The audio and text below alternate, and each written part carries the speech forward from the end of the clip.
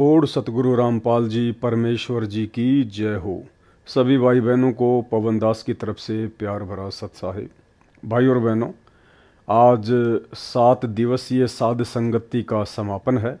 आज हमारा ये 8वां वीडियो है और जब जब भूल पड़े पुस्तक के ऊपर आप जी ने जितने भी वीडियो देखे हैं, उम्मीद करता हूँ आप भाई बहनों को परम पूज्य परमेश्वर सतगुरु रामपाल जी के आशीर्वाद से बहुत कुछ भक्ति मार्ग पर आगे बढ़ने के लिए, अपनी मर्यादाओं को बनाए रखने के लिए समझ में आया होगा।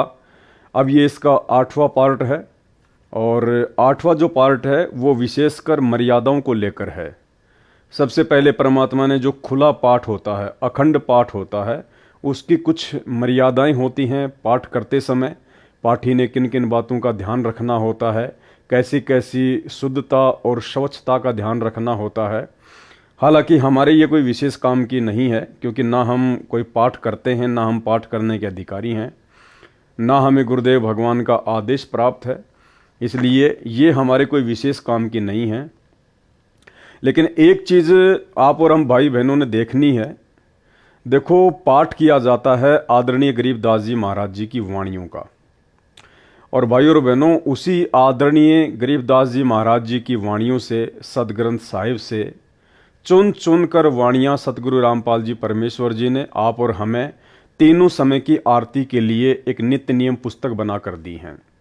कहने का मतलब है, गरीबदास जी महाराज जी की वाणियों का जो 3 दिन का अखंड पाठ होता है, उस पाठ को करने में कितनी सावधानियां बरती जाती हैं, कितना ध्यान रखना पड़ता है हर बात का। तो आप और हम सभी भाई बहनों ने भी उन्हीं आदरणीय गरीबदास जी महाराज जी के सदग्रंथ साहिब से चुन चुन कर कबीर परमेश्वर सतगुरु रामपाल जी परमेश्वर जी के द्वारा निकाली गई वाणियाँ, जिनको नित्य नियम पुस्तक बनाकर आप और हमारे को नित्य नियम करने के लिए, रोजाना जिनका पाठ करने के लिए तीनों समय की आरती के रूप में दी गई है, आप और हम भाई बहनों ने भी उतनी ही सावधानी और स्वच्छता से उस नित्य नियम के गुटके को संभाल के रखना है। तीनों समय की आरती करते समय, उनका पाठ करते समय सावधानियां रखनी है, क्योंकि हम 13वें पंथ के पंथी हैं। परम पूज्य परमेश्वर सतगुरु रामपाल जी परमेश्वर जी के शिष्य और उनकी शिष्याएं हैं। आप और हमारे लिए वास्तव में यदि कोई ओरिजिनल सदग्रंथ साहिब है तो पूज्य गुरुदेव जी के द्वारा तीनों समय की आरतियों का जो गुटका दिया गया है, जो छोटी सी भक्ति बोध पुस्तिका दी गई है, वो हमारे लिए वास्तव में सदग्रंथ साहिब है। यानी हमने कितनी सावधानी रखनी है, कितना महत्व देना है उस 3 समय की आरती के गुटके को और तीनों समय की आरतियों को। तो कुछ कुछ पॉइंट हम लेंगे इससे। खुले तथा अखंड पाठ की मर्यादा, गुरुदेव जी का आदेश, तो ये आप और हमारे लिए विशेष नहीं है, इसलिए हम केवल उसी बात को लेंगे जो हमारे लिए विशेष हो। इसमें 11 नंबर का पॉइंट है, जिसमें परमात्मा ने आदेश दिया है कि पाठी को सामान्य विधि से पाठ पढ़ना है। हनुमान चालीसा की तरह राग रूप में या अन्य बोली की लय में रामायण की तरह बिल्कुल नहीं पढ़ना है। जबकि आप और हम सभी भाई बहन अच्छे से जानते हैं कि सतगुरुदेव भगवान की आवाज़ में आदरणीय गरीबदास जी महाराज जी की वाणियाँ जो 50 घंटे की हैं, जो आप सभी भाई बहनों के घरों में पाठ रूप में चल रही हैं, और सतलोक आश्रम मैनेजमेंट हरियाणा के द्वारा गुरुदेव भगवान की आवाज़ में उन आश्रमों में पाठ शुरू करने से पहले जो भगत अपने मुंह से बोलकर पाठ किया करते थे 3 दिन का, तो आप और हमें अच्छे से पता है कि किस प्रकार से वो लय में गाया करते थे, राग में गाया करते थे, भजन की तरह उसका पाठ किया करते थे। वाणियाँ उन भक्तों की यूट्यूब पर बहुत ज़्यादा शेयर की जाती थी। तो अंतर्यामी परमात्मा ने देखा कि इनको तो पाठ करना भी ढंग से नहीं आता है, इसलिए परमात्मा ने 11 नंबर पॉइंट में उनको निर्देशित किया कि पाठी को सामान्य विधि से पाठ करना है, यानी नॉर्मल तरीके से उसको पढ़ना है, किसी भजन की तरह या लय में या हनुमान चालीसा की तरह या रामायण की तरह नहीं पढ़ना है। पाठी को सामान्य विधि से पाठ पढ़ना है, हनुमान चालीसा की तरह राग रूप में या अन्य बोली की लय में रामायण की तरह बिल्कुल भी नहीं पढ़ना है। और भी बहुत सारे पॉइंट हैं। पाठ जो भी करेगा उसके लिए क्या नियम है। जो माई बहन बेटी बिंदी लगाकर आती है वे पाठ पढ़ सकती हैं। काजल या अन्य श्रृंगार व चमकीले कपड़ों वाली, बालों को डाई करने वाले, लिपस्टिक लगाकर माई बहन बेटी या भगत पाठ पर नहीं बैठना है। यानी परमात्मा ने बिल्कुल निर्देशित कर दिया है इस अखंड पाठ के माध्यम से। आप और हम भाई बहनों को शिक्षा केवल ये लेनी है 17 नंबर पॉइंट से कि अब हम सत्सेवक जो तीनों समय का पाठ करते हैं अपने घर पर, नित्य नियम, असुर निकंदन रमैणी और संध्या आरती, तो भाई और बहनों आपका वो तीनों समय का नित्य पाठ, वो तीनों समय की आरतियां उसी समय परमात्मा के चरणों में समर्पित होंगी। उसी समय आपकी तीनों समय की पाठ की वाणियां सही मानी जाएंगी जब आप इन नियमों का पालन करेंगे। यानी सतगुरु रामपाल जी भगवान के भगत बनने के बाद में यदि आप भक्ति बोध पुस्तक को हाथ में लेके पाठ करते हैं तो ध्यान रखना, एक तो आपने काजल बिल्कुल भी नहीं लगाना है। अन्य श्रृंगार का मतलब है किसी भी प्रकार का सोना चांदी या आर्टिफिशियल का गहना आपने नहीं पहनना है। चमकीले कपड़े बिल्कुल भी नहीं पहनने हैं। बालों को डाई बिल्कुल भी नहीं करना है। लिपस्टिक लगाकर माई बहन बेटी या भगत पाठ पर नहीं बैठ सकते। तो ये कुछ नियम बता दिए परमात्मा ने। अगर आप इन मर्यादाओं को तोड़कर अपने घर पर तीनों समय का पाठ नित्य नियम की पुस्तक से करते हैं तो आपका पाठ सतगुरु रामपाल जी भगवान को समर्पित नहीं माना जाएगा। सिर पर छज्जेदार टोपी पहनकर पाठ नहीं पढ़ सकते। यानी कोई भी भाई बहन जो है तीनों समय का जो नित्य नियम जो करता है अपने घर पर या कहीं भी, उसको टोपी पहनकर पाठ नहीं करना है। टोपी मतलब जिसके आगे छज्जा होता है, टोपी जिसको हम कहते हैं कैप, वो पहनकर उसने पाठ नहीं करना है। केवल सामान्य टोपा या टोपी पहनकर पाठ पढ़ सकते हैं। जिस प्रकार से हम सत्सेवक भाई बहन सफेद कलर का एक कपड़ा अपने सिर पर बांधकर तीनों समय का पाठ करते हैं, तो परमात्मा कहते हैं कि आप जी इस प्रकार से केवल सामान्य टोपा या टोपी पहनकर पाठ पढ़ सकते हैं। रुमाला पहनना आवश्यक नहीं है। आगे देखिए, चवर सेवा 24 घंटे करना अनिवार्य नहीं है, कभी भी बंद कर सकते हैं जब वो पाठ किया जाए। और जो डाई करना नहीं त्याग सकते, जो अपने बालों में डाई करना नहीं त्याग सकते, उनको पाठ पर बैठने व चवर सेवा करने की कोई आज्ञा नहीं है। तो ध्यान रखना है हम सत्सेवक भाई बहनों ने, अपने बालों में डाई हमने बिल्कुल भी नहीं लगानी है, वरना आपका जो पाठ आपके घर पर चलता है वाणियां परमात्मा की, वो आपको संपूर्ण लाभ नहीं देंगी। कुछ बहनें या माताएं श्रृंगार लिपस्टिक लगाकर या काजल लगाकर आती हैं, उनको पाठ पर न बैठने दें। ये आदेश हैं गुरुदेव भगवान के।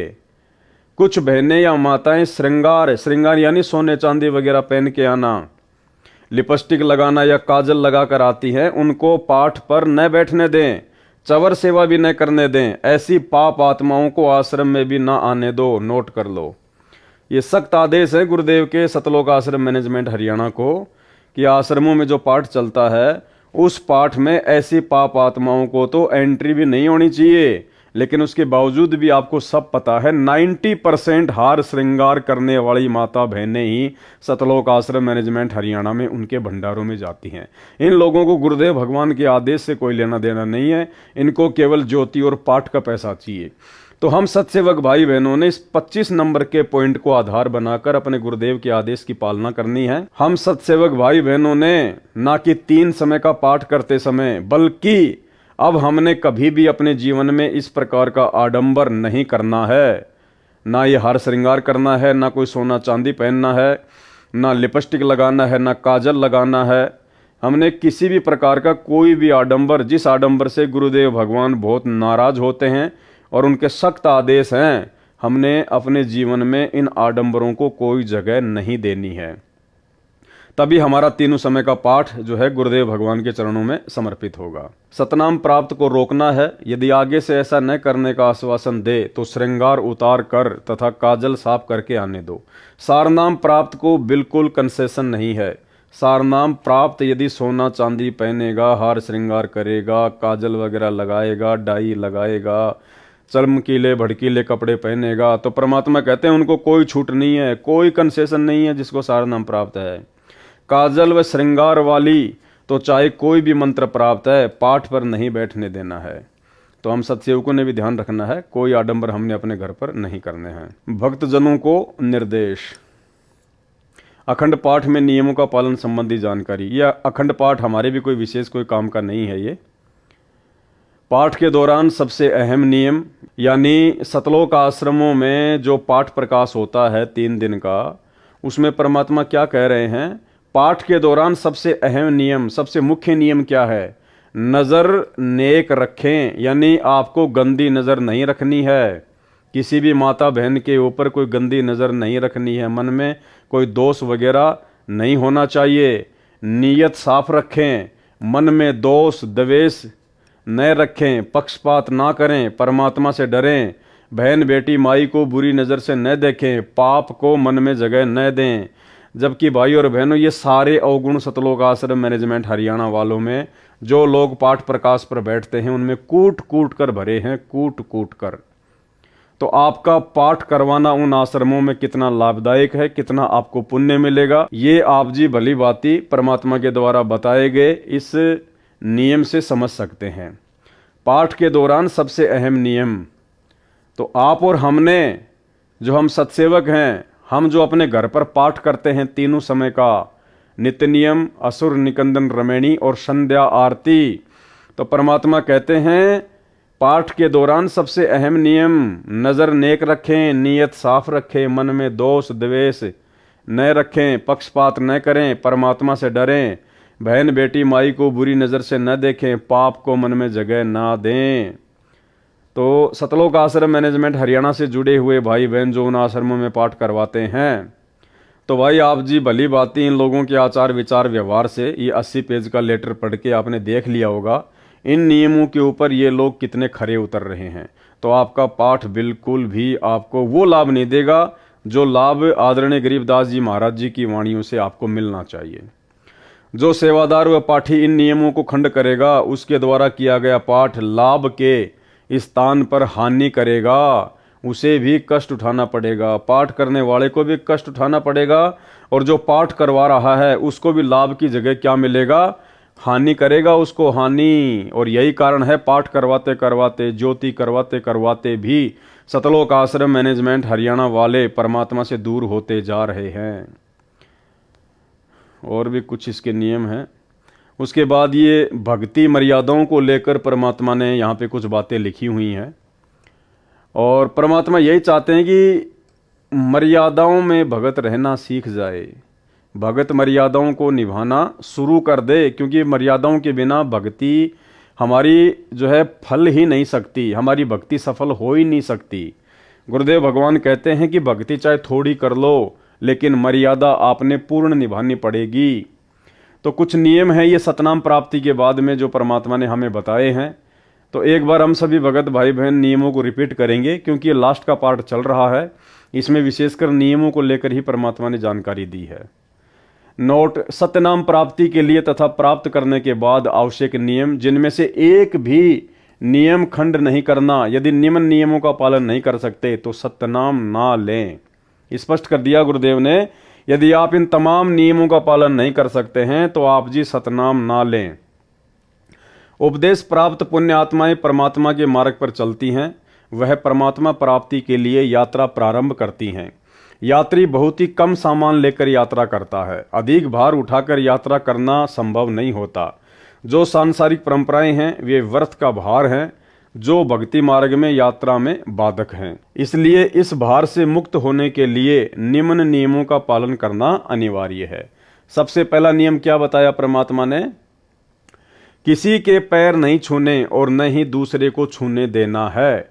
यदि अचानक या मना करने पर भी कोई पैर छू लेता है तो उस स्थिति में नाम खंड नहीं होता। आपने किसी को बद्दुआ या आशीर्वाद नहीं देना है, न ही इच्छा करके किसी से आशीर्वाद लेना है। कोई आपके सिर पर आशीर्वाद के लिए हाथ रखे तो आपने मना करना है, फिर भी कोई हाथ रख देता है तो आपका उपदेश सुरक्षित है। यानी आपने जानबूझकर किसी से आशीर्वाद नहीं लेना है, अपने सिर पर हाथ नहीं रखवाना है। यदि फिर भी कोई जबरदस्ती रख देता है और आपके यदि अंदर से ऐसी कोई इच्छा नहीं है कि ये मुझे कोई आशीर्वाद दे, तो परमात्मा कहते हैं ऐसी स्थिति में फिर आपका नाम खंड नहीं होता है। परंतु आपने आशीर्वाद व बद्दुआ बिल्कुल नहीं देनी है, क्योंकि आशीर्वाद देने से आपकी भक्ति कमाई नष्ट हो जाती है। जैसे एक पहिए की ट्यूब से दूसरे पहिए की ट्यूब में हवा डालने से आपकी गाड़ी खड़ी हो जाएगी, आपको हानि हो जाएगी। एक उपदेशी बहन ने अपने अनुपदेशी भाई को स्वस्थ होने का आशीर्वाद दे दिया। भाई तो स्वस्थ हो गया, परंतु बहन इतनी अस्वस्थ हुई कि 1 महीना अस्पताल में रही। पुनः उपदेश लिया, अपनी गलती की समायाचना करने पर ही वह स्वस्थ हो पाई। इसलिए सर्व से प्रार्थना है कि यह गलती ना करें। इसी प्रकार अन्य नियमों के खंड करने से आपकी राम नाम की गाड़ी में पंचर हो जाएगा, वह भी रुक जाएगी, अर्थात आप जी को हानि होगी। पूर्व समय में सती प्रथा एक परंपरा थी। जिस किसी का पति मर जाता था तो उसकी स्त्री को भी उसी मृत पति के साथ जिंदा जलाया जाता था, जो एक महाजालिम कर्म था। उस समय के मानव समाज ने उस कुरीति को मजबूरन मानना पड़ता था। किसी महापुरुष ने संघर्ष करके उस सती प्रथा को बंद कराया। समाज के रूढ़िवादी व्यक्तियों ने बहुत विरोध भी किया, परंतु प्रयत्न सफल हुआ, तो आज सर्व बहनें सुखी हैं। इसी प्रकार ये सर्व परंपराएं जानो जो मानव समाज पर भार हैं, इनको समाप्त करने से ही भार मुक्त हो सकेंगे तथा भक्ति मार्ग पर आसानी से चल सकेंगे। दूसरा नियम है, टीवी, कंप्यूटर तथा मोबाइल में फिल्म, सीरियल, मैच, कार्टून देखना तथा मोबाइल में वीडियो गेम आदि नहीं खेलना है। यानी किसी भी प्रकार का कोई गेम, कोई मैच, कोई कार्टून, कोई फिल्म, कोई धारावाहिक, कोई सीरियल हम भगत भाई बहनों ने विशेषकर सतनाम प्राप्त करने के बाद गुरुदेव का विशेष आदेश है कि आपने ये गलती भूलकर भी नहीं करनी है। जो भाई बहन साथ संगति से जुड़ चुके हैं, भले उन्होंने संकल्प नाम दीक्षा ही ली है, उनके लिए तो सारे के सारे नियम लागू हैं। हमने किसी प्रकार की कोई भी कोताही नहीं बरतनी है, भले आपने संकल्प ही लिया है, भले आपको प्रथम नाम ही है, ठीक है। तो परमेश्वर कह रहे हैं कि हमने टीवी, कंप्यूटर तथा मोबाइल में फिल्म, सीरियल, मैच, कार्टून देखना तथा मोबाइल में वीडियो गेम आदि नहीं खेलना है। अब बताइए, इन आश्रमों में लोगों को नाम दीक्षा दिलाई जाती है, लोगों को सारे नियम समझाए जाते हैं। अब वो भगत भाई बहन जो उपदेश प्राप्त कर रहे हैं, जो सतनाम प्राप्त कर रहे हैं, वो कैसे इन नियमों का पालन करेंगे? जब नाम दीक्षा दिलाने वाले गुरुदेव के कलयुगी परिवार वाले, सतलोक आश्रम मैनेजमेंट हरियाणा वाले, जो स्वयं दुनिया के लिए बैडमिंटन का स्टेडियम बना के दे दिए, धनाना गांव वालों के लिए 50 लाख रुपए की लागत से बैडमिंटन का स्टेडियम बना दिया गया है। खुद गुरुजी का लड़का कबड्डी के मैच की टीम को 31,000 रुपए दे रहा है।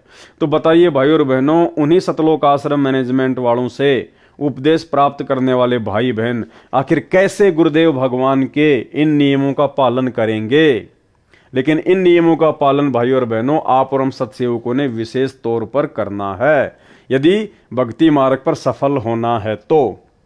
नंबर 3, किसी को दान बिना सिला कपड़ा, सीधा आदि नहीं देना है। देखो क्या कह रहे हैं परमात्मा, किसी को दान बिना सिला कपड़ा, सीधा नहीं देना है। सीधा का मतलब क्या होता है? सीधा का मतलब होता है आटा, चावल, दाल, चीनी, नमक, चाय पत्ती, साबुन, इसको कहते हैं सीधा सामान देना। जबकि आपने इसी पुस्तक में पीछे पढ़ा कि जब 2020 में कोरोना आया, उस समय मेरे विशेष सेवादारों ने, सतलोक आश्रम मैनेजमेंट हरियाणा वालों ने गांव-गांव में जाकर आटा, दाल, चीनी, चावल, साबुन, तेल, चाय पत्ती ये बांटा। तो भाई ये परमात्मा का नियम है, 3 नंबर नियम है कि जब हमें सतनाम प्राप्त हो जाता है तो हमने किसी भी भगत को सीधा सामान नहीं देना है, बिल्कुल भी बिना सिला हुआ कपड़ा भी किसी को दान में नहीं देना है, किसी को पहनने के लिए नहीं देना है। यदि किसी को आवश्यकता है तो आप जी अपने पहने हुए कपड़े उसको दे सकते हैं। आपने बिना सिले हुए तो कपड़े भी किसी को नहीं देने, अन्यथा वो उसको बेचकर उसके पैसे का दुरुपयोग कर सकता है। इतनी सावधानी हमने बरतनी है। तो परमेश्वर का स्पष्ट आदेश है, किसी को दान बिना सिला कपड़ा नहीं देना है, सीधा आदि नहीं देना है। सीधा आदि मतलब आपने किसी को भी खाने पीने का जो कच्चा सामान है वो नहीं देना है। भाई फिर वो परमात्मा 2020 में हिसार जेल से आदेश देके कोरोना काल में कैसे अपनी ही मर्यादा तुड़वाकर, अपने ही वचन को तुड़वाकर दुनिया वालों के लिए आटा, दाल, चावल, चीनी, साबुन, तेल ये वितरित करवाएगा। तो ये सारा का सारा मनमाना आचरण था सतलोक आश्रम मैनेजमेंट हरियाणा का। किसी को दान, बिना सिला कपड़ा, सीधा आदि नहीं देना है। नहीं किसी धार्मिक स्थल, मंदिर, मंडी के लिए पैसे देने हैं, न ही उनके किसी भंडारे में जाना है। जैसे धर्मशाला, गली पक्की करने, कुआं तथा तालाब जोहड़ की खुदाई, खेतों के सांझले नाले की खुदाई तथा अन्य इसी प्रकार के सामूहिक सामाजिक कार्यों के लिए पैसा दे सकते हैं। जैसे आप किसी गांव में रहते हैं, आप किसी कॉलोनी में रहते हैं, तो शहरों में तो सारे काम सरकार करती है, नगर निगम करता है। ये विशेषकर गांव में समस्या आती है। जैसे गांव में सभी लोग इकट्ठा होकर आपस में पैसे इकट्ठे करके ट्यूबवेल वगैरह लगवा लेते हैं, जोहड़ की खुदाई करवा लेते हैं, कोई तालाब वगैरह बनवाते हैं, गांव में कोई सड़क वगैरह जो है वो बनवाते हैं। तो परमात्मा कहते हैं अगर कोई सामाजिक काम है, सामाजिक काम का मतलब आप जिस गांव में रहते हैं, आप जिस कॉलोनी में रहते हैं, और यदि वहां पर सभी लोग मिलकर और अपनी सुविधा के लिए यदि इस प्रकार का कोई कार्य करवाते हैं जिनसे हमारी मर्यादा ना टूटती हो, तो ऐसे में हम सहयोग कर सकते हैं। जो भी हमारे हिस्से में पैसा आएगा हम उनको दे सकते हैं। तो ये होता है सामाजिक काम। ऐसा नहीं है कि समाज में कहीं और जगह काम हो रहा है, किसी दूसरे गांव में कोई सामाजिक काम हो रहा है और उस गांव के लोग हमारे से चंदा मांगने आ जाएं और उस सामाजिक काम का हम कोई यूज ही नहीं करते, तो हमने उनमें कोई सहयोग नहीं करना। जिस कॉलोनी में, जिस गांव में हम रह रहे हैं और वहां के लोग यदि आपस में मिलकर सांझला कोई काम करते हैं, गांव वाले, जो पूरे गांव के काम आता है, जिसको हम भी यूज करते हैं, कोई नलका, कोई ट्यूबवेल, कोई पशुओं के पानी पिलाने के लिए तालाब वगैरह, जोहड़ वगैरह, और जैसे गांव में कोई ट्यूबवेल लगवाया, उसकी मोटर वगैरह जल गई, सभी लोग आपस में पैसा इकट्ठा करके नई ट्यूबवेल लेके आते हैं। तो ऐसी चीजों में हम सहयोग दे सकते हैं, ना कि किसी दूसरे गांव में हो रहे सामाजिक काम में सहयोग करना है, बिल्कुल भी नहीं। नंबर 4, माथे पर तिलक न लगाना है और न ही लगवाना है। भात में पटड़े पर नहीं चढ़ना है, गले में माला नहीं डलवानी है और न ही डालनी है, और न ही किसी की झोली में पैसे डालने या लेने हैं। यदि दोनों पक्ष उपदेशी हैं तो विवाह केवल असुर निकंदन रमैणी करके साधारण विधि से करना है तथा भात परंपरा को समाप्त करना है। कोई त्योहार, जागरण, मुंडन, धार्मिक अनुष्ठान, जन्मदिन, छठी आदि नहीं मनाना है, न ही उसमें जाना व सहयोग करना है। स्पष्ट आदेश है परमात्मा के, ध्यान रखना। कोई भी त्योहार नहीं मनाना, किसी भी प्रकार के जागरण में नहीं जाना, हमने कोई मुंडन वगैरह नहीं करवाना, जैसे कोई मर जाता है या जैसे बच्चे का मुंडन करवाते हैं। धार्मिक अनुष्ठान चाहे किसी भी देवी देवता का, किसी भी रिश्तेदारी में क्यों ना हो, आड़ोस पाड़ोस में क्यों ना हो, बिल्कुल भी सहयोग नहीं करना। जन्मदिन चाहे पाड़ोस में क्यों ना हो, बिल्कुल नहीं जाना। चाहे घर में किसी काका, ताऊ, चाचा के बच्चे का जन्मदिन क्यों ना हो, हमने उस दिन स्पेशली उन लोगों के खाना नहीं खाना है, उसकी जन्मदिन पार्टी में नहीं जाना है, बिल्कुल भी। छठी, जैसे कोई बच्चा वगैरह हो जाता है, गांव वाले मिलके ताश वगैरह खेलते हैं, हमने वो भी नहीं मनानी है, आदि नहीं मनाना है, न ही उसमें जाना व सहयोग करना है। ध्यान रखना इन बातों का। नंबर 6, किसी को दुआ या बद्दुआ नहीं देनी है। नंबर 7, किसी को good morning, good afternoon, good evening, good night आदि शब्द नहीं बोलने हैं। यदि कोई बोलता है तो उसे समय अनुसार केवल morning morning, evening evening, afternoon व नाइट नाइट 2-2 बार बोल सकते हैं। यानी हमने किसी भी आदमी को सुबह के समय गुड मॉर्निंग नहीं बोलना है। यदि सामने वाला गुड मॉर्निंग बोलता है तो हमने भी उनको गुड मॉर्निंग नहीं बोलना है। Number 8, happy birthday, happy new year तथा गुड बाय आदि शब्द नहीं बोलने हैं। यदि कोई आपसे बोलता है तो उसे धन्यवाद या थैंक यू बोल दें। क्या बोलो? धन्यवाद या थैंक यू। नंबर 9, सिखों को छोड़कर संत बाबा रूप में दाढ़ी ना हो। इसके ऊपर दास विशेष तौर पर वीडियो बना चुका है। इसमें परमात्मा का स्पष्ट आदेश है कि सिखों को छोड़कर, सिख कौन? जिन लोगों ने संत रामपाल जी से दीक्षा नहीं ले रखी है, उन सिखों को छोड़कर यदि सिख समाज का कोई भी व्यक्ति संत रामपाल जी से उपदेश लेता है तो संत या बाबा रूप में, यानी भगत रूप में या अन्य किसी बाबा रूप में उसने दाढ़ी नहीं रखनी है, ना सिर पर बाल रखने हैं, ना उसने पगड़ी वगड़ी पहननी है। यानी सिख समाज की जो परंपराएं हैं, यदि आप संत रामपाल जी से उपदेश ले रहे हैं तो आपने उन समस्त परंपराओं को, सिख समाज की परंपराओं को त्यागना है। नंबर 10, बहनों ने नेल पॉलिश और लिपस्टिक नहीं लगाना है। नंबर 11, परफ्यूम तथा सेंट आदि नहीं लगाना है, यानी किसी भी प्रकार का हमने ये फालतू के चौंचले वगैरह नहीं करने हैं। अपने आप को बिल्कुल सिंपल तरीके से रखना है। 12, विवाहित बहनें केवल सिंदूर या बिंदी में से एक चीज लगा सकती हैं।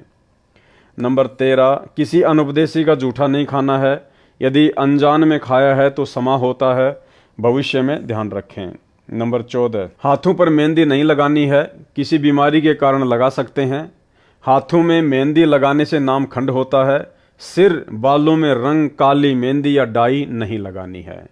यदि आपको कोई प्रॉब्लम है, कोई दिक्कत है, डॉक्टर यदि आपको सर में मेहंदी लगाने की सलाह देता है ठंड के लिए, तो आप जी ठंड के लिए लगा सकती हैं। बाकी सफ़ेद बालों को काला करने के लिए या युवा दिखाई देने के लिए बिल्कुल भी हमने डाई का या मेहंदी का प्रयोग नहीं करना है।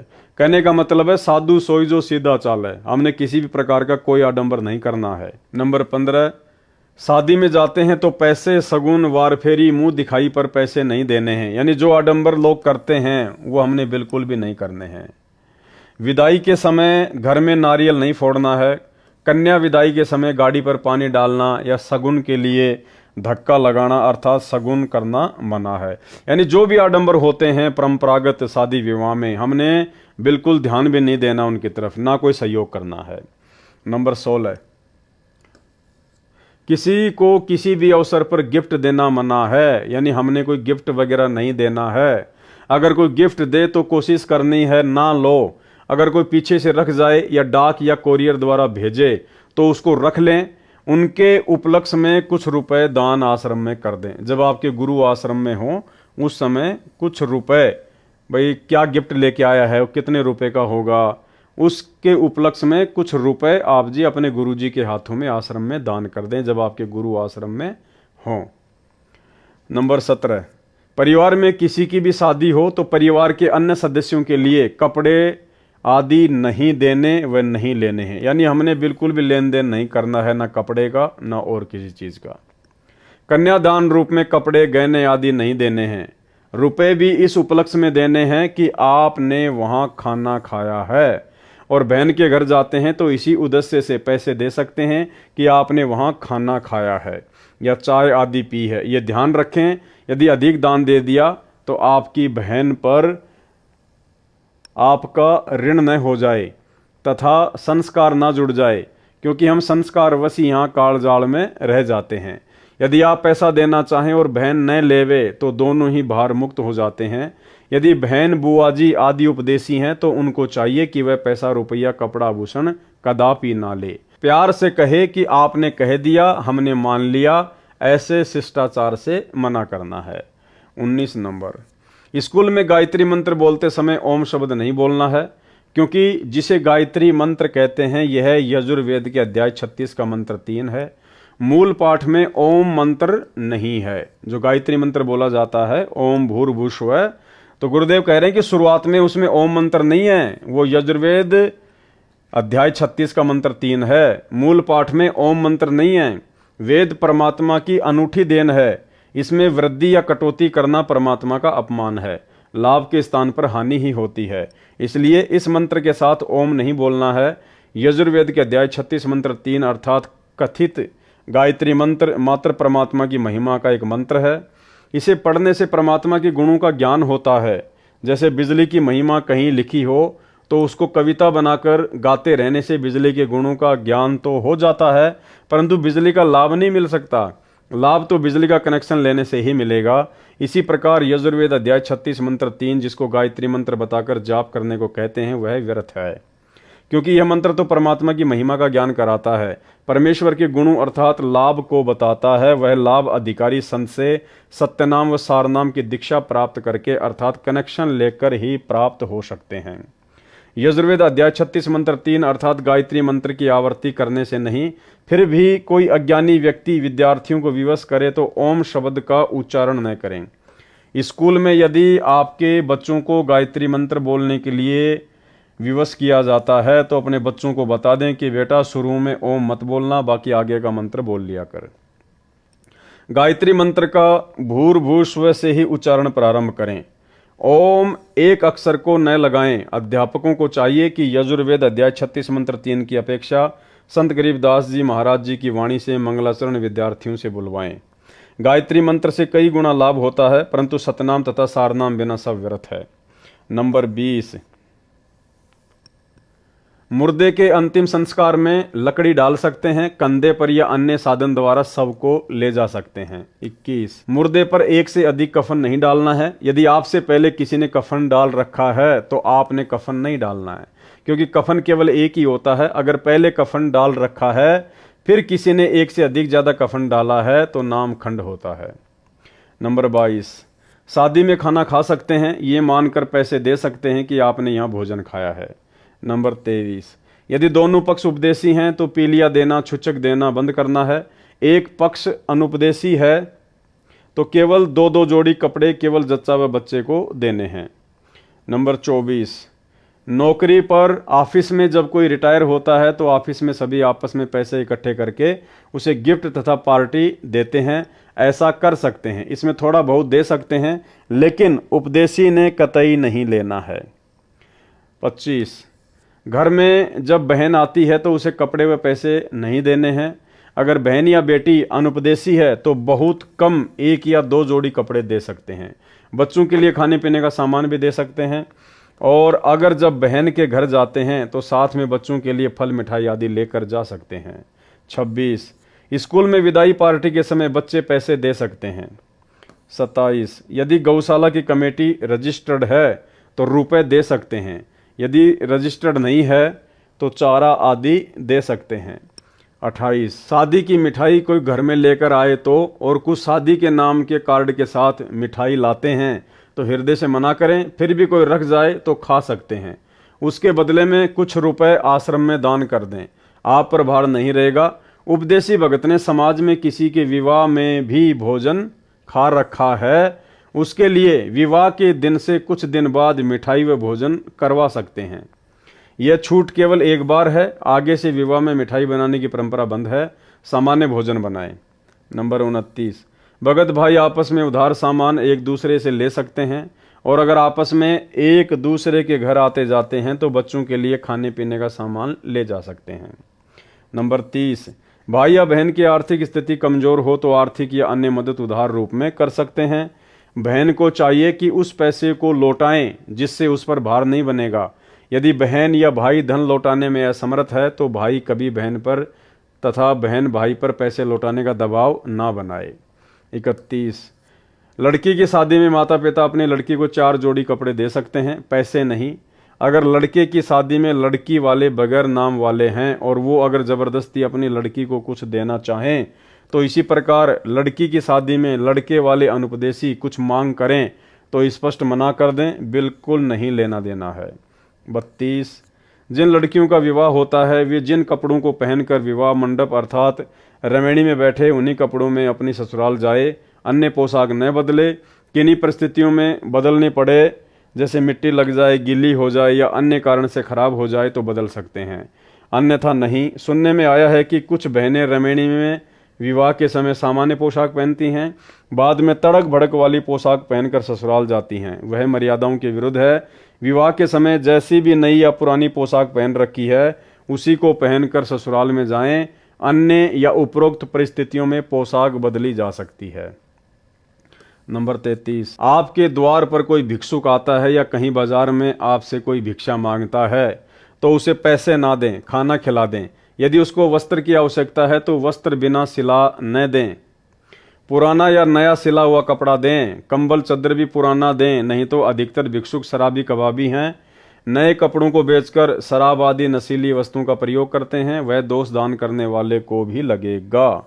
एक श्रद्धालु ने कहा कि यह अच्छा सा नहीं लगता कि भिक्षुक को रुपए न दें, आत्मा नहीं मानती। उसके लिए उत्तर, एक उदाहरण यह है कि एक भद्र पुरुष ने एक भिखारी को 100 रुपये की भिक्षा दी। पहले वह भिक्षुक पाव शराब पीता था, अपनी पत्नी व परिवार को परेशान करता था। उस दिन 100 रुपये प्राप्त होने के कारण उस भिखारी ने आधा बोतल शराब पी ली। शराब के नशे में अपनी पत्नी को पीट डाला। उस भिखारी की पत्नी ने बच्चों समेत आत्महत्या कर ली। उस जेंटलमैन के 100 रुपए के दान ने एक परिवार को उजाड़ दिया। इसका दोष दानकर्ता को है। गीता में लिखा है कि कुपात्र को किया दान लाभ के स्थान पर हानि ही करता है। कबीर परमेश्वर जी भी कहते हैं, गुरु बिन माला फेरते, गुरु बिन देते दान, गुरु बिन दोनों निष्फल है, चाहे पूछो वेद पुराण। नंबर 34, किसी भी नियम के खंडित हो जाने पर आपको परमेश्वर जी से मिलने वाला लाभ बंद हो जाएगा। जैसे बिजली का कनेक्शन कट जाने पर सर्व लाभ बंद हो जाते हैं, जो कार्य बिजली से होने थे वे रुक जाते हैं। इसी प्रकार परमात्मा की शक्ति से जो आपको तथा आपके परिवार को लाभ मिलना था वह रुक जाता है। एक बहन ने बताया कि उसके पति ने दीक्षा भी ले रखी है, किसी भी नियम का पालन नहीं करता। इसी प्रकार एक भगत ने अपनी पत्नी की शिकायत की, उसके विषय में यह जाने कि उनका नाम खंडित हो चुका है। ऐसे व्यक्तियों का कोई भयंकर पाप कर्म है। नाम खंडित होने पर वह पाप कर्म अपना प्रभाव करके हानि करेगा। जब तक मर्यादा में रहकर भक्ति करते हैं तो वह पाप कर्म हानि नहीं कर सकता। एक बहन ने ऐसे ही नाम खंडित कर रखा था। कुछ वर्षों के बाद उसकी जीभ में कैंसर का रोग हो गया।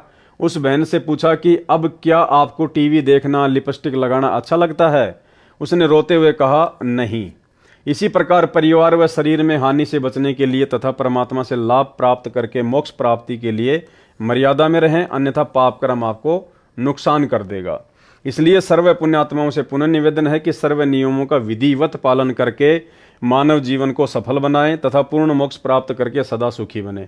ये ध्यान रखना भाई और बहनों, आगे काम आएगा। यानी सतगुरु रामपाल जी भगवान हमें जो उनके आध्यात्मिक नियम हैं, जो भक्ति के नियम हैं, परमात्मा ने 34-35 नियम हमारे को बता दिए। इनमें कोई छूट नहीं है, कोई कंसेशन नहीं है।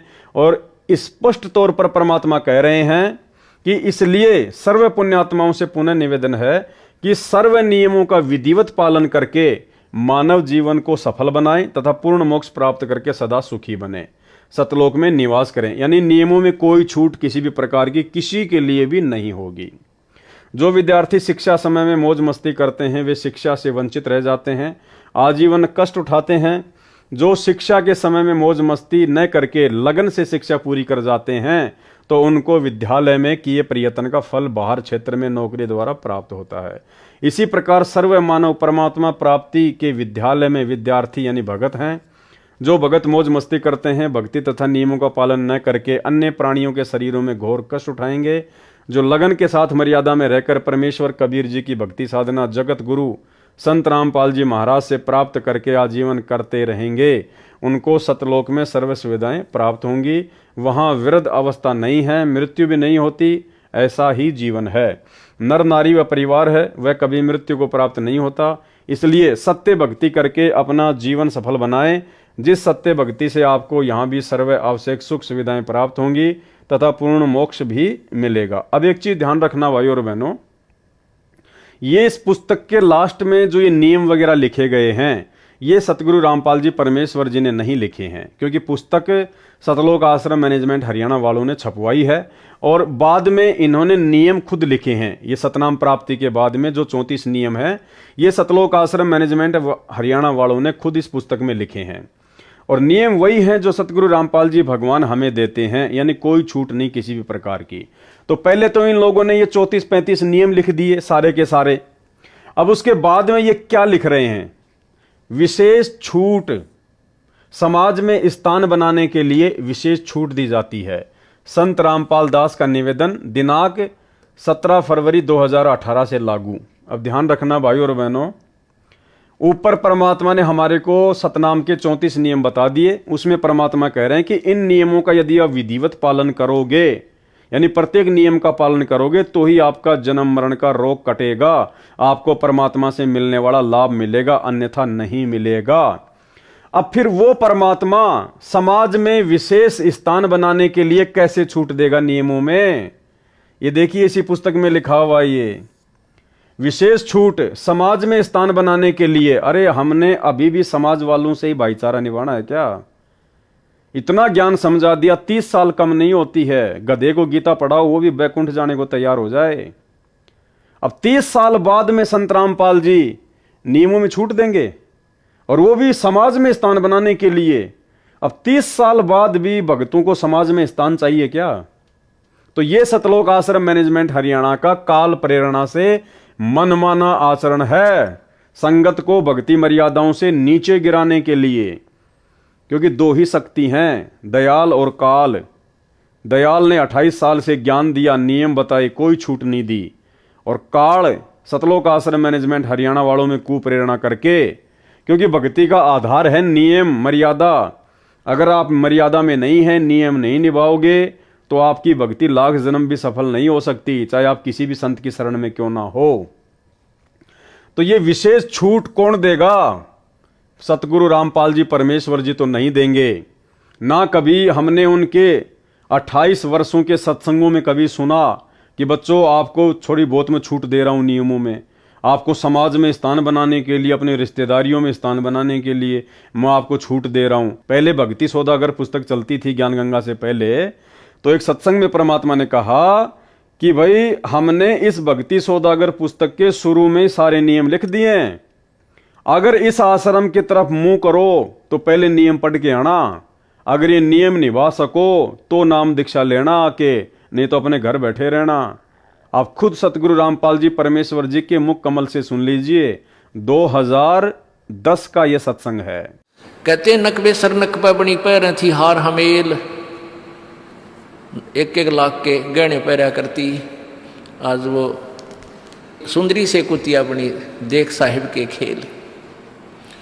तो पुण्यात्मा, ये इन बातों से डर लगना चाहिए। इन बातों से डर लगने लगेगा, मालिक में रुचि बनेगी और भजन करने को दिल करेगा। और ये लोग दिखावा जो ड्रामा है, नाचा कूदी, ये बकवाद मन में आवे को नहीं, ये कहने की आवश्यकता नहीं पड़े। दास ने कैसा मत करियो, हाँ कहना तो पड़ता है एक बार बालक को, कुछ दिनों के बाद फिर आपकी रुचि ना बढ़े। इतना तो इस दास को विश्वास हो गया है कि परमात्मा के बच्चे भगवान को पहचानने लग गए, क्योंकि अब शिक्षित समाज है। आपको नाम दिया जाता है, नाम देने से पहले सब नियमों से परिचित कराया जाता है। और हमने ये पुस्तक बनाई है भक्ति सौदागर को संदेश, इसके प्रथम अध्याय में ही हमने नियमों का पूरा विस्तार से विवरण दिया है कि कोई भी पुण्यात्मा इस आश्रम की तरफ आएगा तो पहले तैयार होकर आवे। पहले क्या होता था कि भक्तजन समझाते थे नाम ले लो तुम्हारा कल्याण हो जाएगा, बड़े सुख होते हैं, यहाँ आ जाते थे उपदेश लेने, और यहाँ आकर के हम फिर उनको लिस्ट दिखाते थे ये नियम निभाने हैं, तो भाग जाते थे कि नहीं हमारा भी ये नियम नहीं नंबर, क्योंकि वो उल्टे रंग में रंगे हुए वो सारे। तो अब उनको पहले ये लिख कर दे दिया कि तुम तैयार होकर आ जाना, तुम्हारा मन मान्य तो आना, क्योंकि कल्याण होगा इस मर्यादा में रहने से। तो अब ये दास देख रहा है कि अब कितना डर लगता है बहन बेटी भाइयों को, बच्चों को। अब वो कहीं, क्योंकि समाज हमारा जो है सारा का सारा समाज काल प्रेरित है, उन्हीं क्रियाओं को कर रहा है जो ना करने वाली होती हैं। और हमारा भक्त एक घर में एक व्यक्ति ने नाम ले लिया और 5-6 व्यक्ति वो सारे शास्त्र विरुद्ध साधक हैं, तो उनके साथ संघर्ष बनता है बेचारे का जा करके। फिर भी वो इतना दृढ़ है, डरता है, आकर पूछता है जी मेरे पे ऐसी गलती होगी, मेरा नाम तो खंडनी हो गया, आगे से नहीं करूँगा। तो कहने का भाव ये है कि पहचानने लग गए तुम परमात्मा को और संघर्ष करना सीख गए, आप सफल होगे, देख लेना एक दिन। ये नाखून पालिश लगाते हैं, ओठों पर इसी बूंदी शक्ल बना लेते हैं, लाल वो लगा कर लिपस्टिक, इतना बेहुदी शक्ल बन जाती है। कहते हैं अब ऐसी मर्यादा बन गई, बहन बेटियां कहते हैं कि हम ऑफिस में जाते हैं तो ये लिपस्टिक वगैरह नहीं लगाते, नेल पेंट नहीं लगाते, तो क्या कहते हैं उस दूसरे कि तुम्हारे घर में कोई मर गया क्या? अरे थारा गजब भैया, ये बकवाद करने तो सारे जी जाओगे तुम, अकल खत्म होगी। यानी एक मर्यादा बन गई, जो ऐसे उल्टे काम ना करे उसने हे समझन लागे। निरंजन धन तेरा दरबार जहाँ तनिक नहीं न्याय विचार, सारे उल्टे काम में राजी रहे। लेकिन हमारी बेटियां अब संघर्ष करती हैं कि हाँ उनको ज्ञान हो गया, वो तो बालक हैं, कुछ भी कह सकती हैं। तो अब हम सबको बताते हैं ये ऐसा नहीं करना, क्योंकि पहले हमारा ज्ञान गांव में ज़्यादा चला था। इस दास ने गांव में जाकर प्रचार किया, तो वहाँ तो ये था को ना लिपस्टिक का फंड था, ना कोई नाखून पालिश लाया करती, मेहंदी मुंदी ला लेती, तो यार वो भी मना कर दिया हमने, समझा दिया कि इसका कोई फायदा नहीं है, अपना भक्ति करो। तो वो तो सब एक साधारण सी बात ही छोड़ छाड़ दी। अब शहरों में फैल गया परमात्मा का जो ज्ञान है। अब शहरों से जो बेटियां आती हैं वो सारे तो नाखुना नीचे बुरी हालत सनाए पाओगी। और इधर बिहार में तो और बेगन हो रहा है कति बुढ़ी बालक सारे लाल ये नाखुना न कति नो कुसूती तरह पेंट करके लाऊंगी नो चमकान दे। अब इनको समझाना पड़ता है कि ये नहीं करोगे तो मान जाते हैं कि नहीं आगे नहीं करेंगे हम, क्योंकि इनकी आवश्यकता भी क्या है। भगवान ने तो कितने सुंदर नाखून पहले बना के दे रखे, इन पर क्या फायदा और बकवाद करने की। तो मालिक ने जो अंग दे रखे हैं वो बहुत अच्छे बना कर दे रखे हैं। इसमें हमको फेरबदल करें ये हमारी वो लोग दिखावा मेकअप है, इसकी हमें आवश्यकता नहीं। अब तो हम आपको बता रहे हैं, समझा रहे हैं पहली बार, फिर आप पे सियाने हो जाओगे, आपकी अब पर रुचि ना करे।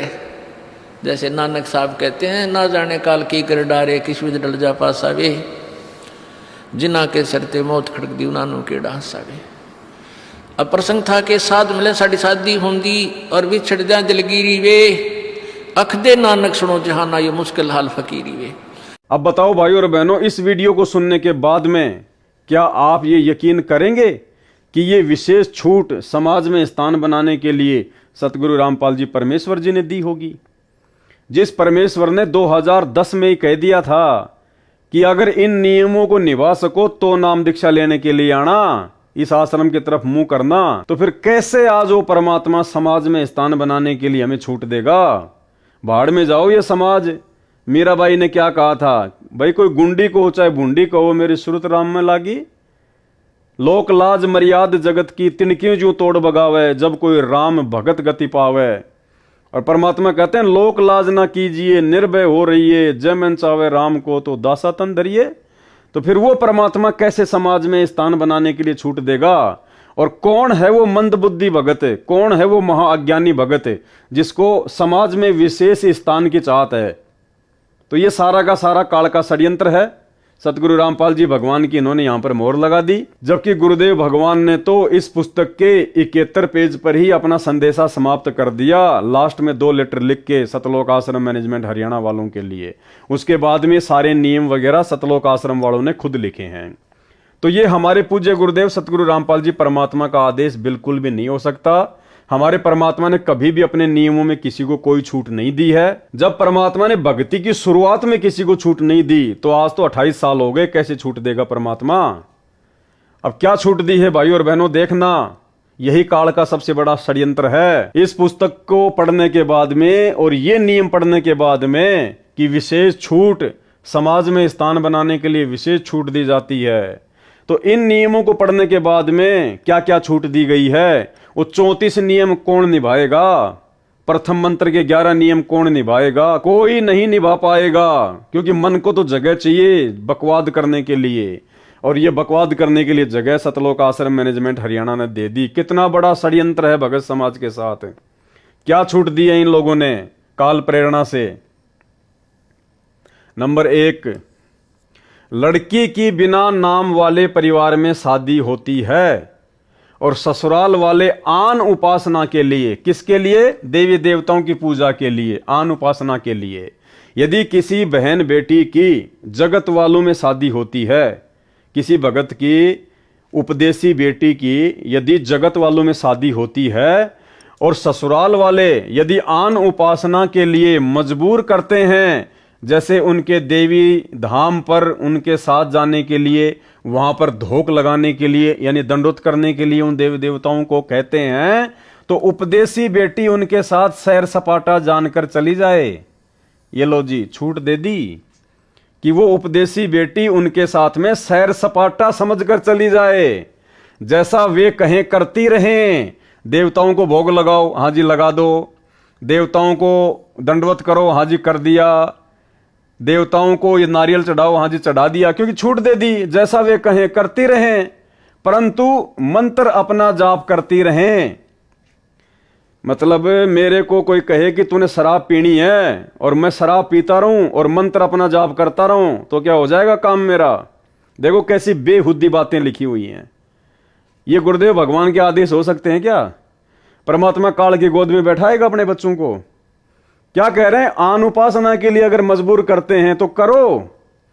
अरे गुरुदेव क्या कहते हैं कि 100 वर्ष सतगुरु की पूजा और एक दिन आन उपासी, वो अपराधी आत्मा फिर पड़े काल की फांसी। तो ये काल की फांसी में डाला जा रहा है भक्तों को। कितना बड़ा धोखा किया जा रहा है, कितना बड़ा षड्यंत्र काल का।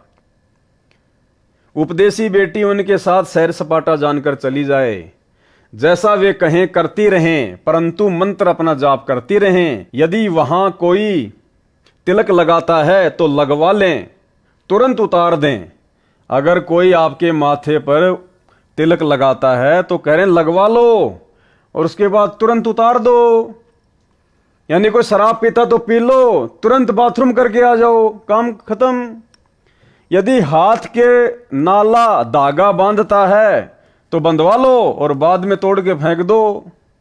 दारू पी लो और बाद में बोतल को तोड़ के फेंक दो। ये है इनके कहने का मतलब।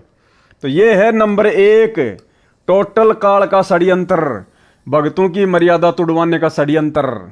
इसलिए दास कह रहा है भाई और बहनों, सतलोक आश्रम मैनेजमेंट हरियाणा पूरी तरह से काल का मुख्य एजेंट है धरती पर। पूरी तरह से काल प्रेरित है भक्तों को बर्बाद करने के लिए, भक्तों की भक्ति का सत्यानाश करवाने के लिए काल ने इन लोगों को स्पेशली नीचे उतार रखा है संत रामपाल जी के पंथ में। तो अब आप खुद विचार कर लेना इस 1 नंबर के घटिया नियम को पढ़कर। नंबर 2 क्या छूट दी है? यदि किसी त्योहार पर भोजन बनाने के लिए कहें तो बना दें, उसे खा भी लें, परंतु भोग वाला ना खाएं। यदि भोग लगाकर सब भोजन में मिलाते हैं तो उसे ना खाएं, अपना भोजन अलग निकालें या भिन्न बना लें। नंबर 3, भात के समय यदि किसी उपदेशी को जाना पड़े तो पटड़े पर चढ़ने से बचें। यदि मजबूरी है तो कोई बात नहीं। जबकि सतनाम के नियम में गुरुजी स्पष्ट कह रहे हैं कि आपने भात में पटड़े पर नहीं चढ़ना है, तिलक नहीं लगवाना है, माला नहीं डलवानी है। और यहां क्या छूट दे दी गई? भात के समय यदि किसी उपदेशी को जाना पड़े तो पटड़े पर चढ़ने से बचें। यदि मजबूरी है तो कोई बात नहीं। ये लो जी, अब बताओ, नहीं करना है और कर भी लो, नहीं करना है और कर भी लो, फिर वो 34 नियमों का मतलब क्या रह गया? उन 34 नियमों में तो स्पष्ट रूप से मना कर दिया गया और यहां छूट दे दी गई, तो फिर वो 34 नियमों का मतलब क्या रह गया फिर? नंबर 4, यदि कोई माला डालता है तो उसे हाथ में पकड़ लें, यदि डाल दी जाए तो तुरंत निकाल लें। नंबर 5, यदि किसी अधिकारी या राजपद प्राप्त भगत को कोई उद्घाटन रस्म करनी पड़े तो अनिच्छा से एक ड्रामा समझकर करें। नंबर 6, यदि सरकारी कर्मचारी या अधिकारी का या प्राइवेट नौकर को या पुत्र वधु व पत्नी को निषेध वस्तु लेने के लिए आदेश होता है तो बचें। निषेध वस्तु यानी शराब, मांस, बीड़ी, गुटखा। किन किन को? यदि सरकारी कर्मचारी, कोई सरकारी नौकरी करता हो, कोई चपड़ासी हो, कोई बाबू हो या कोई और कोई नौकर हो, अधिकारी का या प्राइवेट नौकर को या पुत्र वधु व पत्नी को निषेध वस्तु लेने के लिए आदेश होता है तो बचें। यदि मजबूरी है तो ला सकता है। देखो, अगर आपके घर में आपका ससुर अनुपदेशी है और आप उसकी जो है पुत्र वधू हैं, और आपका ससुर या आपका जो पति है वो शराबी है, वो आपको अगर शराब लाने के लिए कहे, आपका बाप अनुपदेशी आपको कहे कि बेटा जा दारू की बोतल लेके आ, नहीं तो घर में नहीं रहने दूंगा, तो क्या कह रहे हैं सतलोक आश्रम मैनेजमेंट हरियाणा वाले? यदि मजबूरी हो तो ला सकता है, जैसे शराब, सिगरेट लाने, मांस बनाने, फौज में या होटल में या कहीं नौकर को व विवाहित बहनों को सास ससुर पति आदि आदेश दें तो मजबूरी मानकर दुखी मन से परमात्मा से क्षमा मांग कर करें। भाई मर्यादा रैंक आ गई। आप जहां नौकरी कर रहे हैं वो भी शराब ला के दे सकते हैं, बीड़ी ला के दे सकते हैं, मांस बना के दे सकते हैं। आपके घर में आपका पति, आपका ससुर अनुपदेशी है, आपको मांस बनाने के लिए कहता है बना दो, शराब लाने के लिए कहता है ला दो, उसका पैक बनाने के लिए कहता तो उसका पैक बना दो, गुटखा बीड़ी लाने के लिए गए तो ला दो। अरे फिर मर्यादा रह कहां गई भाई? क्या मतलब फिर भक्ति का? फिर क्यों नियम दिए संत रामपाल जी ने? क्यों इतना वो प्रयत्न कर रहे हैं 30 साल से? अगर ये सारे कुक्रम करने हैं तो फिर नियम देने की जरूरत क्या पड़ गई थी गुरु जी को? तो ये सारा का सारा आपकी आंखों के सामने भाई और बहनों, कितना बड़ा षड्यंत्र इस 80 पेज के लेटर में आप भाई बहनों की मर्यादा तुड़वाने के लिए। यानी परमात्मा ने जो कहना था इस 80 पेज के लेटर में पिछले 7 वीडियो में आप भाई बहनों को अच्छे से समझवा दिया। उसके बाद देखो लास्ट में काल का षड्यंत्र, यानी कोई 5 किलो देसी घी का हलवा बनाए और उसमें फिर 1 मुट्ठी बालू रेत की डाल दे। वो काम सतलोक आश्रम मैनेजमेंट हरियाणा ने विशेष छूट देके नियमों में बाद में कर दिया। क्या आपने कभी अपने गुरुदेव के मुख से सुना, किसी भी सत्संग में सुना कि बच्चों आपको नियमों में छूट दी जा रही है? तो देख लो, आपकी आंखों के सामने है भाई और बहनों। यानी आप बीड़ी भी ला सकते हैं, सिगरेट भी ला सकते हैं, मांस भी पका सकते हैं, देवी देवताओं को धोख लगा सकते हैं, भोग लगा सकते हैं, कोई नियम मर्यादा नहीं है, कुछ भी कर सकते हैं आप, जैसे दूसरे पंथों में चलता है वो काम हो गया। इसलिए दास कह रहा है इन आश्रमों में केवल इन लोगों को पैसा चाहिए ज्योति पाठ का। भगत जाओ भाड़ में, भक्ति जाओ भाड़ में, मर्यादा जाओ भाड़ में। ये हैं काल के एजेंट। एक बार दोबारा पढ़ लो। यदि सरकारी कर्मचारी या अधिकारी का या प्राइवेट नौकर को या पुत्र वधू व पत्नी को निषेध वस्तु लेने के लिए आदेश होता है तो बचें। यदि मजबूरी हो तो ला सकता है, जैसे शराब, सिगरेट लाने, मांस बनाने, फौज में या होटल में या कहीं नौकरों को, विवाहित बहनों को सास ससुर पति आदि आदेश दें तो मजबूरी मानकर दुखी मन से परमात्मा से क्षमा मांगकर करें। कुछ दिन में परमात्मा अड़चन समाप्त कर देगा।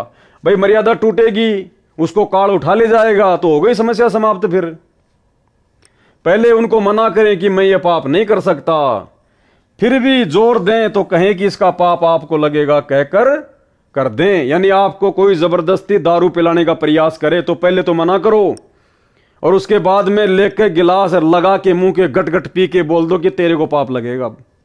बताओ ये कोई जायज बात है कोई? अरे फिर संघर्ष क्या है? फिर 28 साल से गुरुजी ने इतना ज्ञान क्यों दिया? फिर जब ये काम करने थे तो मजबूर तो काल करेगा। इसलिए भाई और बहनों, सतलोक आश्रम मैनेजमेंट हरियाणा वालों को, माता बहनों को कोई कहीं दिक्कत नहीं है, क्योंकि सब इन्हीं नियमों पे चलते हैं। इसलिए ना उनका कोई घर में कोई संघर्ष है, ना उनका समाज में कोई संघर्ष है, क्योंकि आश्रम में आते हैं तो वो भगत बन जाती हैं, भगतमती बन जाती हैं। जब अपने गांव वापस जाती हैं, अपने समाज में वापस जाती हैं, रिश्तेदारियों में जाती हैं, तो वहां पे वो जगत वाली की तरह बन जाती हैं। वो जैसा कहते हैं वैसा वो करने लग जाती हैं। तो उनको संघर्ष करने की आवश्यकता नहीं है। ये संघर्ष तो सत्सेवक कर रहे हैं, सत्सेवक। इसलिए दास कहता है कि भाई केवल सत्सेवक ही परमात्मा के हीरे मोती लाल हैं, बाकी सब काल के जीव हैं, काल के जीव। तो बताओ कोई मर्यादा बची नहीं, फिर भक्ति क्यों कर रहे हैं भाई? भक्ति सफल होगी कैसे? अरे डॉक्टर ने आपके कैंसर का ऑपरेशन कर दिया और कैंसर के रोगी को डॉक्टर ने कह दिया भैया तेरे को मीठा बिल्कुल भी नहीं खाना, तेरे लिए जहर समान है, ध्यान रखना इस बात का। और फिर डॉक्टर नीचे लिख दे कि विशेष छूट, अगर कोई तुझे दबाव दे तो तू मीठा खा लेना। तो बताओ वो डॉक्टर है क्या? वो डॉक्टर हो सकता है क्या? वो मरीज का वो हितैषी हो सकता है क्या? जब कैंसर के ऑपरेशन के बाद में उसने नियम दे दिया कि मीठा नहीं खाना भाई, नहीं तो मरेगा। एक तरफ तो ये कह रहा है और नीचे फिर कह रहा है विशेष छूट दे रहा हूं मैं तेरे को, खा लेना मीठा, कोई दिक्कत नहीं है। तो फिर क्या मतलब फिर नियम का? तो ऊपर तो सतगुरु रामपाल जी परमेश्वर जी ने जो नियम बताने थे वो उन्होंने बता दिए अपने फाइनल, और सतलोक आश्रम मैनेजमेंट हरियाणा हमारे को छूट दे रहा है। तो ये हमारा दुश्मन है, ये मैनेजमेंट है, ये काल का एजेंट है, काल प्रेरणा से हो रहा है सारा काम ये। नंबर 7, यदि सैनिक या सिपाही को गोली मारने का आदेश होता है तो मना ना करे, क्योंकि वह दोष आदेश करने वाले को लगता है। उसकी नौकरी यही है, रण में शहीद हुए सैनिक व सिपाही को स्वर्ग प्राप्ति होती है। भैया हम संत रामपाल जी के भगत हैं, हमारे को स्वर्ग नहीं चाहिए, हमारे को सतलोक चाहिए। तो गोली मारने वाला कहाँ जाएगा? स्वर्ग में जाएगा। और दूसरी बात भैया, जब राजा इब्राहिम सुल्तान को ज्ञान हुआ ना तो उसने अपना राज्य त्याग दिया था, राज्य कि मुझे तो भक्ति करनी है, बाढ़ में जाओ, ये इंद्र जैसा राज्य। हाँ भाई 30-40 हजार की नौकरी के लिए खाली स्वर्ग में जाओगे क्या? ये आप लोग स्वयं सोच लेना। नंबर 8, विशेष परिस्थिति में बालों में रंग कर सकते हैं। देखो जी, हर प्रकार की छूट दे दी। ऊपर तो गुरुजी कह रहे हैं कि जो डाई करता है उसको तो पाठ पे भी मत बैठने दो, जो बालों में मेहंदी लगाता है उनको तो आश्रम में एंट्री भी मत दो। और यहां क्या कहा जा रहा है, विशेष परिस्थिति में बालों में रंग कर सकते हैं, हर्बल वाला यानी आयुर्वेद वाला। नंबर 9, कई बेटियों बहनों को बिगड़ी परिस्थितियों में कार्यालय में लिपस्टिक लगाने के लिए मजबूर किया जाता है। उनके लिए छूट दी जाती है कि कार्यालय में जाते समय लगा लें, पहन लें तथा छुट्टी के बाद तुरंत उतार दें। कोशिश करें न लगाएं तो अच्छा है, यह स्वास्थ्य के लिए भी हानिकारक है। बताओ, लगा भी सकते हैं और नहीं भी लगाना है। और ये ऑफिस में, कार्यालयों में काम करने वाली बहन बेटियों के लिए जो उपदेशी हैं, उसी सत्संग में सतगुरु रामपाल जी भगवान ने कह रखा है कि हमारी बेटियां संघर्ष करती हैं। इन लोगों की तरह सतगुरु रामपाल जी भगवान ने छूट नहीं दी अपने सत्संग में उनको कभी कि भाई आप जिस भी ऑफिस या कार्यालय में काम करती हो तो आप जी लिपस्टिक लगा लिया करो और जब शाम को वापस आओ तो उतार दिया करो। नहीं, गुरुजी ने कहा कि हमारी बहन बेटियां संघर्ष करने लग गई। उनको पता नहीं तरह तरह की बातें बोली जाती हैं, लेकिन वो किसी की बात पे ध्यान नहीं देती। गुरुजी ने कभी छूट नहीं दी। ये नाखून पालिश लगाते हैं, ओठों पर इसी बूंदी शक्ल बना लेते हैं, लाल वो लगा कर लिपस्टिक, इतना बेहुदी शक्ल बन जाती है। कहते हैं अब ऐसी मर्यादा बन गई, बहन बेटियां कहते हैं कि हम ऑफिस में जाते हैं तो ये लिपस्टिक वगैरह नहीं लगाते, नेल पेंट नहीं लगाते, तो क्या कहते हैं उस दूसरे कि तुम्हारे घर में कोई मर गया क्या? अरे थारा गजब भैया, ये बकवाद करने तो सारे जी जाओगे तुम, अकल खत्म होगी। यानी एक मर्यादा बन गई, जो ऐसे उल्टे काम ना करे उसने हे समझन लागे। निरंजन धन तेरा दरबार जहां तनिक नहीं न्याय विचार, सारे उल्टे काम में राजी रहे। लेकिन हमारी बेटियां अब संघर्ष करती हैं कि हाँ उनको ज्ञान हो गया, वो तो बालक हैं, कुछ भी कह सकती हैं। तो भाइयों और बहनों, ये छूट कौन दे रहा है? काल प्रेरणा। यही तो है खेल सारा का सारा यहां पे, दयाल का और काल का। तो समझो भाइयों और बहनों इस पूरे के पूरे काल चक्कर को। देखो, परमात्मा ने कोई कसर नहीं छोड़ी हमारे को 30 साल से अनमोल भक्ति ज्ञान देने में। आज जेल में बैठ के भी परमात्मा हर पल हमारे को मर्यादाओं का ही पाठ पढ़ा रहा है। बार बार हिसार जेल से जो विशेष संदेश आ रहे हैं, परमात्मा मर्यादाओं को लेकर ही हमारे को सख्त कर रहा है कि बच्चों, अगर मर्यादा नहीं है तो चाहे आपको सार नाम मिल जाए, चाहे सार शब्द मिल जाए, चाहे प्रथम नाम मिल जाए, आपकी भक्ति कभी सफल हो ही नहीं सकती। और मर्यादाओं में कोई कंसेशन नहीं है, कोई छूट नहीं है। तो ये छूट कौन दे रहा है? सतलोक आश्रम मैनेजमेंट हरियाणा। तो सतलोक आश्रम मैनेजमेंट हरियाणा आपका दोस्त है, आपका दुश्मन है? तो भाई और बहनों, विचार कर लेना, बाद में यह मौका नहीं मिलेगा। थोड़ा सा समय बचा है आप और हमारे पास में भगत बनने का। बाद में सर पर हाथ रख के रोओगे, कुछ भी हाथ नहीं लगेगा। ये वर्तमान में इतना संघर्ष परमात्मा जो अपने दासों को निमित्त बनाकर करवा रहे हैं, भाई अगर समझदार हो तो विचार कर लेना, बाद में कुछ हाथ नहीं लगेगा।